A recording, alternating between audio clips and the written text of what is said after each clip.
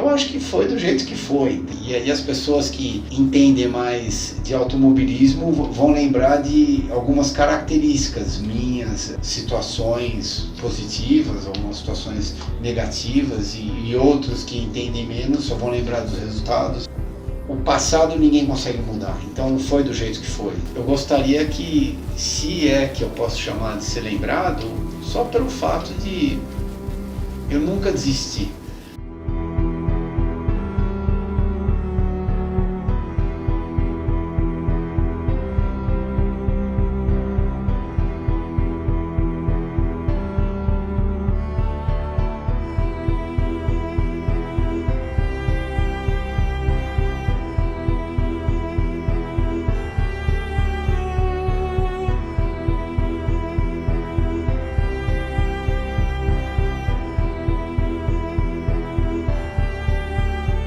Bom, eu diria que não foi anormal. Eu não sei se foi normal, mas anormal seria se eu fosse jogar golfe, por exemplo.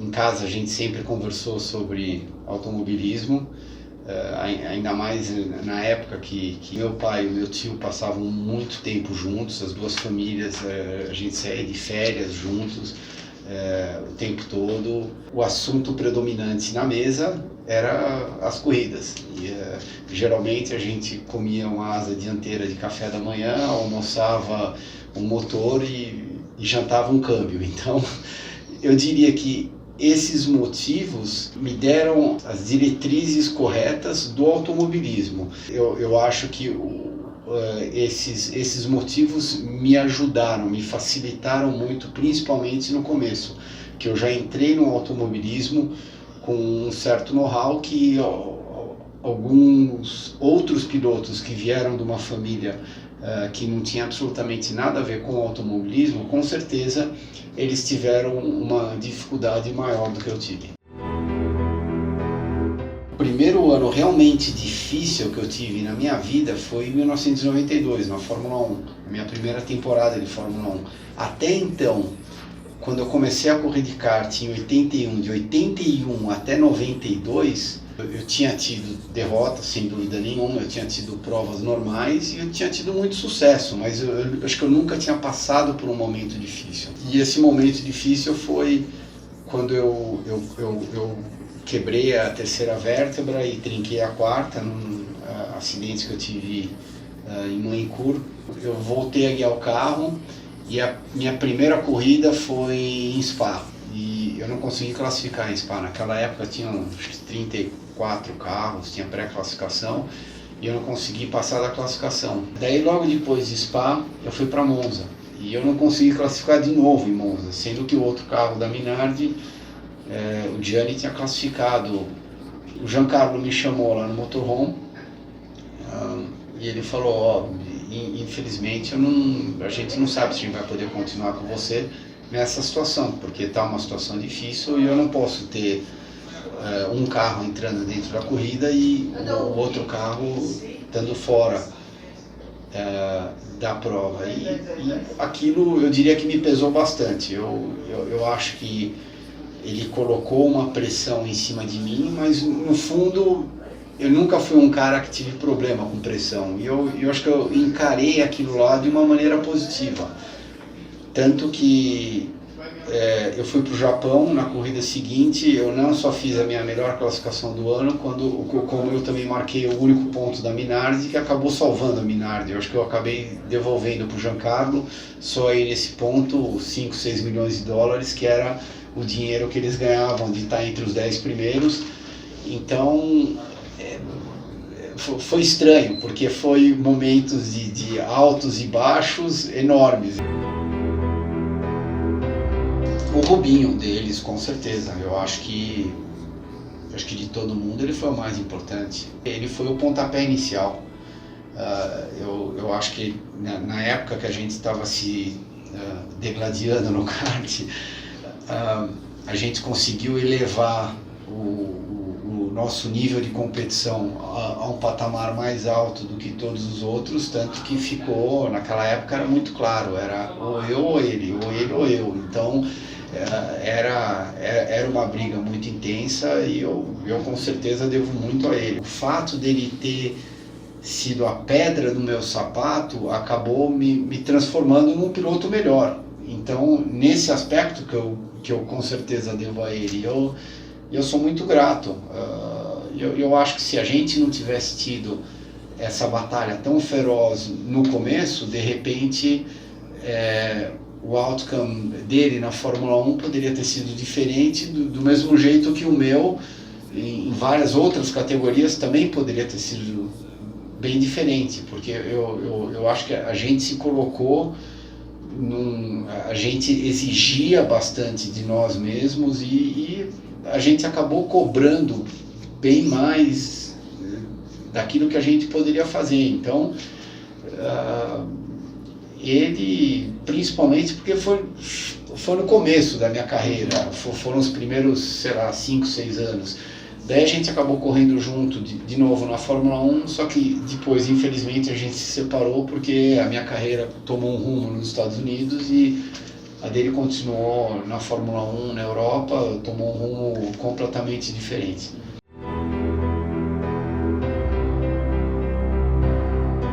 Eu acho que ao longo da minha carreira eu não tive vários acidentes, eu só tive alguns acidentes, mas foram acidentes graves.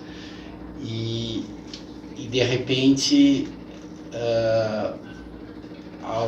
algumas formas de sucesso da minha carreira vieram em formas de muito obrigado, Papai do Céu, esse acidente poderia ter sido muito pior, eu poderia ter me machucado muito mais. Então eu sou muito grato a isso. Uma delas, sem dúvida nenhuma, foi no meu acidente em Monza, que graças a Deus não aconteceu nada, o carro parou, eu soltei o cinto, desci do carro, juro, como se absolutamente nada tivesse acontecido. Só que a mesma situação, se o carro não tivesse completado a volta inteira e ele tivesse caído no Santo Antônio a 315 por hora, eu tenho certeza que eu não estaria conversando com vocês hoje em dia. Eu lembro que a hora que o carro começou a decolar, eu olhei para o céu e passou um filminho dos momentos mais importantes da minha vida, ou seja, meu primeiro dia de aula, alguma festa que eu fui com os meus pais quando eu era criança, a primeira corrida minha de kart, momentos pontuais importantes da minha vida. E ao mesmo tempo eu estava pensando, nossa, se o carro não virar e se ele não cair nas 4 rodas, provavelmente eu não vou estar aqui daqui 1 segundo e meio. Então, apesar de ter sido, o processo todo ter sido, sei, entre meio segundo e 1 segundo no máximo, ou seja, o ciclo todo do carro ter durado isso, para mim parecia que foi uma eternidade. E a outra coisa que me chamou muita atenção foi que no momento que eu estava dentro do carro, eu estava olhando para cima e eu falei, nossa, que coisa louca, né? Eu tô dentro do carro, eu tô 100% fisicamente bem e eu não posso fazer absolutamente nada. Tá tudo completamente fora do meu controle. Eu não posso soltar o cinto, descer do carro, eu não posso fazer absolutamente nada. Ou seja, a partir daquele momento eu era apenas um passageiro sem controle nenhum. Não foi nem me dada a chance de poder tentar fazer alguma coisa. Eu não poderia fazer nada. E é óbvio que, para completar esse pensamento, passou muito pela minha cabeça, nossa, se o carro não der a volta inteira, não cair nas 4 rodas, eu vou estar numa situação muito difícil. Eu acho que tiveram momentos, foram poucos momentos, mas alguns momentos delicados da minha carreira, onde teve um moço lá em cima que me ajudou bastante.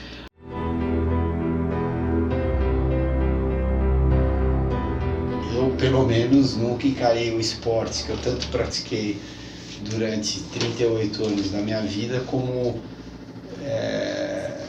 uma zona de guerra e sim um esporte. Então é óbvio que dentro daquele ambiente que a gente vivia, às vezes aconteciam uns arranca-rabos entre pilotos, mas nunca ao ponto de você desejar a um outro piloto um acidente grave, ou seja, uma situação onde o outro piloto pudesse se machucar e até mesmo acabar sendo uma fatalidade. Pelo menos isso longe, nunca passou pela minha cabeça. Agora, se você perguntar para mim, às vezes existia uma raiva entre um piloto e outro, sem dúvida nenhuma, existia, e eu não vou mentir isso daí, mas a gente sempre tem que lembrar que a gente estava praticando um esporte, a gente não estava indo para a guerra. E é claro que quando acontecia uma fatalidade, pesava isso, muito, e não pouco, pesava muito. Vários incidentes me chocaram bastante, mas um deles que eu nunca vou esquecer, que coincidentemente não foi uma fatalidade, mas foi algo que me marcou muito, foi o acidente do Zanardi na Alemanha, porque quem era o meu spotter, no caso, naquela corrida, era um inglês que ele não demonstrava muita emoção. Ele sempre foi bem calmo no rádio comigo e justamente naquele momento ele entrou no rádio, ele, pelo amor de Deus, Christian, tira o pé, tira o pé, tira o pé. Acidente horrível na curva 1. Ele deve ter visto tudo.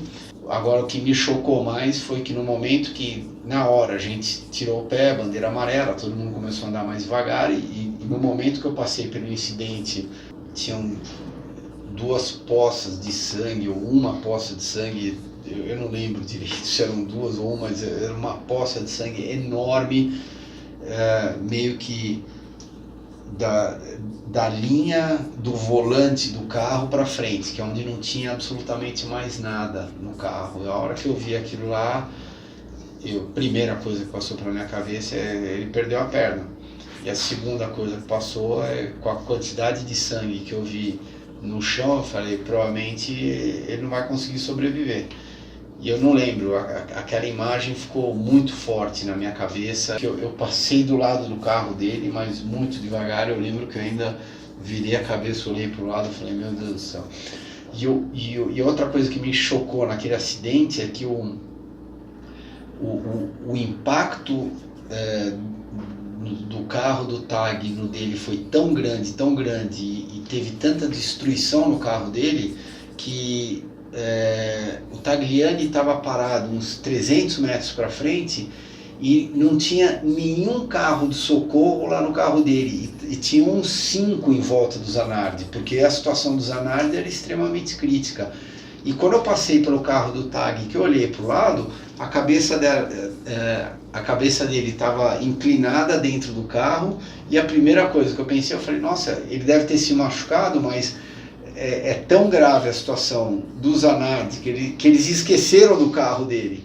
E realmente levou muito mais tempo para chegarem no carro dele do que chegaram lá no carro do Zanardi. E o Zanardi, por um milagre, ele conseguiu sobreviver, e o Tag está bem até hoje.